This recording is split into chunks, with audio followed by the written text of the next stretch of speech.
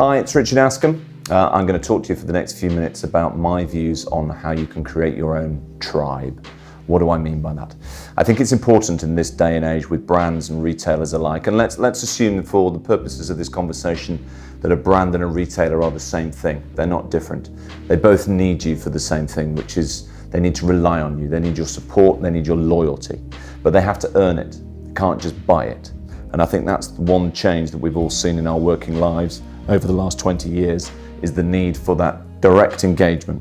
We talked before about personalization, and I think that's just one area that can be brought in, but it's actually making you feel as though you belong, which ultimately is where the DNA of tribal behavior comes from. We're all deep down in our souls, part of that tribe, which is humanity. We've sort of spread our wings far and wide over the centuries and millennia that we've been lucky enough to be on this planet. But actually now, funnily enough, that behavior is coming back much closer than it's been for a long, long time. And brands have to pick up on that. They have to buy into it, and they actually have to be part of it. There's no longer an us and them reliance between the consumer and the brand. It just has to be us. And that's the key area that you can then exploit, if you like, if that's not a bad word. And I don't mean exploit in a bad way. I probably mean leverage that opportunity to be part of that tribe.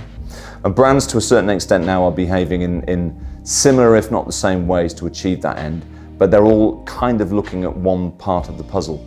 And that's not necessarily the way that we all see it.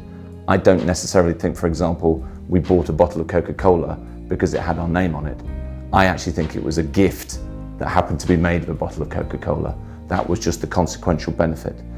90% of those bottles of Coca-Cola, by the way, never got opened, which tells you everything you need to know about the buying decision. So ultimately that campaign, as an example, has created that tribal behavior from the brand to the product to the consumer in a way that we haven't seen in a long, long time. So many ways there are of connecting with consumers and brands directly, but if you concentrate on what it means to you as a group, not as an individual, then I think ultimately that's where the value sits. Thank you.